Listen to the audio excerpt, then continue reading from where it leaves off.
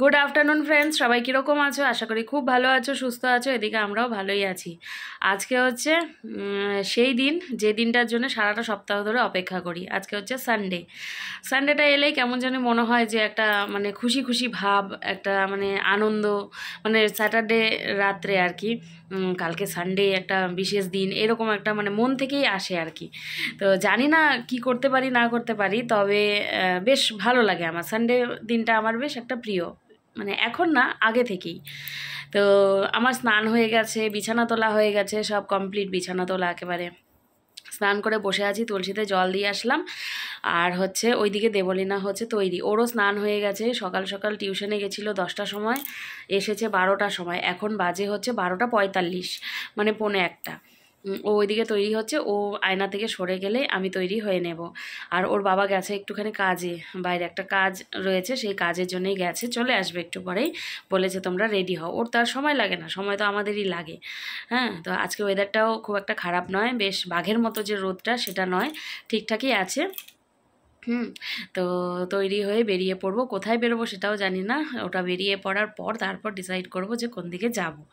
তো আজকের সানডে ব্লগটাও তোমরা দেখতে থাকো, আশা করি তোমাদের ভালোই লাগবে। আর যেখানে যাব তোমাদের সাথে তো শেয়ার করবই। তো চলো দেখতে থাকো, আবারও আসছি তোমাদের সাথে কথা বলতে। তৈরি হয়ে নিই আগে।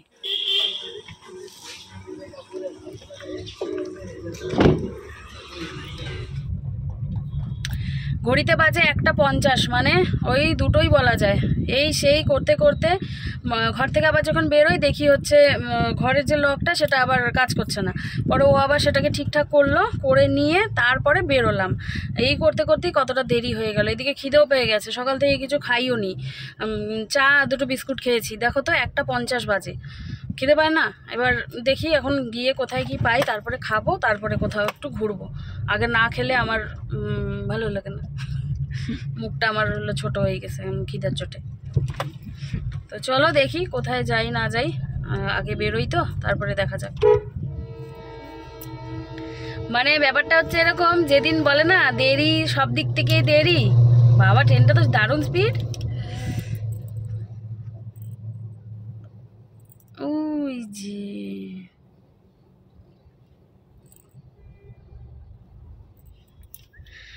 এখানেও বসে আছি মোটামুটি 15 মিনিট থেকে বেশি হয়ে গেল, আর ট্রেন আর আসে না। এই যে ক্যামেরাটা অন করলাম, এতক্ষণে আসলো। ভাবছি কোথায় তাড়াতাড়ি একটু পৌঁছাই, আগে গিয়ে একটু খাওয়া দাওয়া করি। আর ওর অবস্থাটা দেখো, ও খেয়েছে পনির দিয়ে একটুখানি ভাত খেয়েছে। ওই যে গেট খুলে গেছে।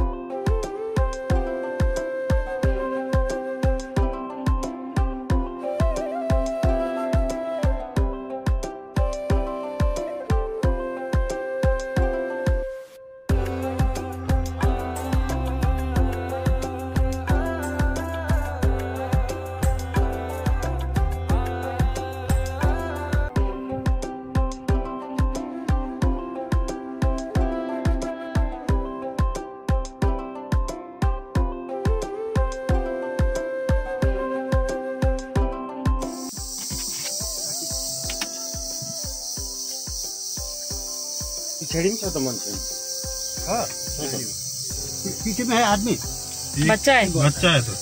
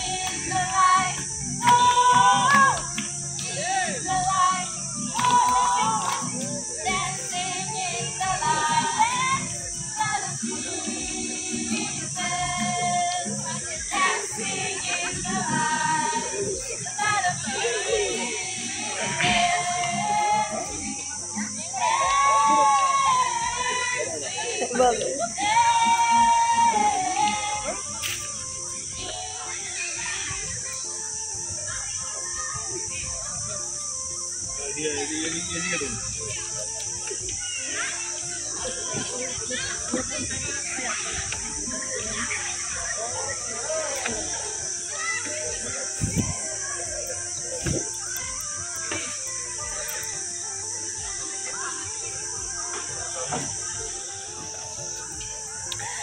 এখন যে জায়গাটা এসেছি জায়গাটার নাম হচ্ছে টিপু খোলা। এর আগেও বারবার এসেছি, তবে আজকের ওয়েদারটা এত সুন্দর, বেশ হাওয়া দিচ্ছে আর ঠান্ডা ঠান্ডা, অতটা বাঘের মতো রোদ যে বলে বাঘের মতো রোদ নেই। আর আমরা এখন উঠেছি অনেকটা উপরে, সিঁড়ি বেয়ে এই যে অনেকটা উপরে উঠেছি, ওই যে নিচটা বেশ ভালো লাগছে। এসে আগে খাওয়া দাওয়া করে নিয়েছি, খাওয়া দাওয়া তোমাদের সাথে শেয়ার করা হয়নি। চিকেন আর রাইস খেয়েছি এখানে, ওটা একেবারে কাঠের জালে উনুনে বানিয়ে দেয় সঙ্গে সঙ্গে, মানে উনুন থেকেই দেয় বলতে পারো। তো সেই রকমেরই খাওয়া খেয়ে নিলাম, নিয়ে এবার একটু ঘোরাফেরা করে এখান থেকে বেরিয়ে যাব অন্য জায়গায়। ওই যে ও ছবি টবি তুলছে।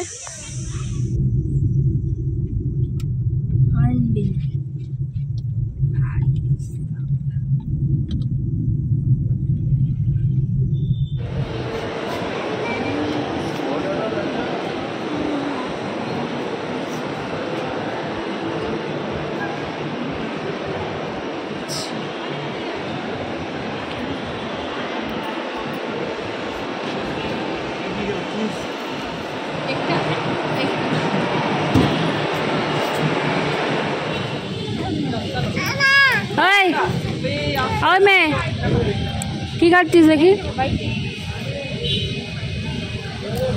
দেখি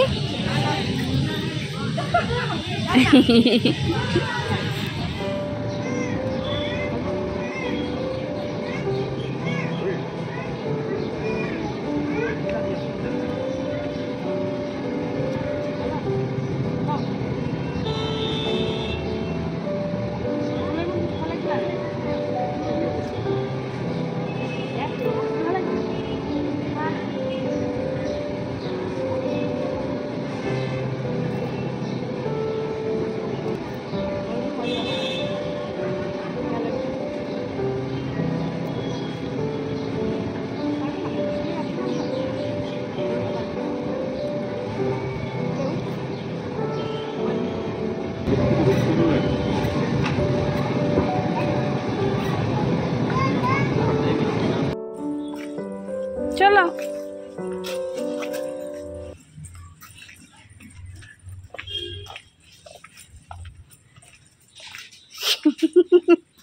হাত দে না, দেখিস টিনের মধ্যে হাত না দে।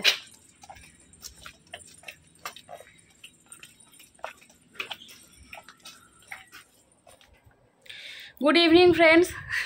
তোমরা হয়তো ভাবছো যে কী ব্যাপার, হঠাৎ করে আবার ড্রেসটা কী করে চেঞ্জ হয়ে গেল। আসলে ওখান থেকে সিটি সেন্টার থেকে চলে এসেছি অনেকক্ষণ আগেই, প্রায় 6:30, আর এখন ঘড়িতে বাজছে হচ্ছে ওই দেখো 8:30। বাড়িতে এসে ফ্রেশ হয়ে কিছুক্ষণ রেস্ট নিলাম, রেস্ট নিয়ে আবারও একটু তৈরি হয়ে পড়লাম, ওর বাবার সাথে একটু বেরোবো, একটা কাজ আছে, তো সেই জন্য বেরোবো। আর এদিকে দেবলীনা বেরোবে না, ও ঘরেই থাকবে, ওকে নিয়ে যাওয়াটা জরুরি নয়, তো সেই জন্য আবারও একটু তৈরি হয়ে পড়লাম। ইচ্ছে করছে না, কিন্তু তারপরেও একটু বেরিয়ে পড়লাম। ও দেখো চোখটা ঘষেছিলাম, এই চোখের লাইনার উঠে গেছে, এই চোখের রয়েছে, এই যে এই চোখে পড়েনি, আমি এখন খেয়াল করলাম। ওঠো, রেডি হও। ও আচ্ছা, ঘুরে এসে তারপরে না হয় তোমাদের সাথে কথা বলছি। চলে এসেছি বাড়িতে, যেইখানে বসে কথা বলে বেরিয়েছিলাম আবার সেইখানে এসেই বসেই কথা বলছি তোমাদের সাথে। ক্যামেরাটা অন করার পর আমার মনে পড়লো, তাই এসে ফ্রেশ হয়ে নিয়েছি, নিয়ে এবারে কি করব বলো তো। দেবলীনার কিছু হোমওয়ার্ক ছিল, ও হোমওয়ার্ক করতে বসেছে, আর আমি করব কি আটা মাখতে যাব। আর রাতের বেলায় কোনো আর মানে কি বলবো, আর ভাত বা কিছু করব না। ভাত করলে কি হয় বলো তো, তার সাথে মানে একটা কিছু না, 2-3টে কিছু করতে হয়। তো সেই জন্য আমি ভাবলাম কি, মেয়েও রুটি খেতে পছন্দই করে, আর আমি একটু অপছন্দ করি আর কি রুটিটা। তো দুজনের মুখের দিকে তাকিয়ে আজকে আমিও রুটিই খেয়ে নেব। তো রুটি করব, সাথে একটুখানি ভেবেছি পেঁয়াজ, আলু আর হচ্ছে ডিম দিয়ে একটু ভেজে নেব, তাহলে রুটিটা খাওয়া বেশ ভালো হবে, একসাথে 3টে দিয়ে দেব, সেই জন্য। তো যাই, আগে আটাটা মাখতে শুরু করি, কালকে আবার স্কুল আছে, স্কুলের জন্য আমার কাজও আছে, কি ড্রেসটা হচ্ছে প্রেস করতে হবে। তার মধ্যে এক ঘটনা ঘটেছে, কি বলো তো, আমি গতকালকেও ভুলে গেছি, আজকে তো সারাদিন গেলই, ওর ওই যে স্কুলের মোজা জোড়া ধুতেই আমি ভুলে গেছি। তো এখন দেখে মনে পড়লো আমার মোজাগুলো তো ধোয়া হয়নি। এখন এক জোড়া এক্সট্রা আমি সবসময় না তুলে রাখি। অনেক সময় হয় কি, ওই যে ভুলে টুলে যায়, তারপরে অনেক সময় হয় খুঁজে পাই না, কোন দিকে ঢিল দেয়, কোন চাপার মধ্যে গিয়ে ঢোকে, খুঁজে পাই না। তো সেই যে তুলে রাখা জোড়া, সেই জোড়া মোজার বের করে নিতে হবে। আর নোংরা মোজা দিয়ে ওইভাবে তো পাঠানো যায় না, বলো। তো সেই জন্যে, আর যেটা কালকে ধুয়ে দেবো, যেটা ময়লাটা, সেটা আমি আবার করে তুলে রাখবো, মানে ওর হাতের নাগালের বাইরে তুলে রাখবো আর কি। যদি বলি মোজা নেই, তাহলে কি করে একটু সামলে রাখে। আর যদিও জানে যে আরেক জোড়া তো আছেই, তখন হয় কি বলো তো, এদিকে ওইদিকে চাপার মধ্যে ফেলে রাখে। তো এই হচ্ছে কথা। তো যাই, আর দেরি করি না, আটাটা আগে মেখে আসি।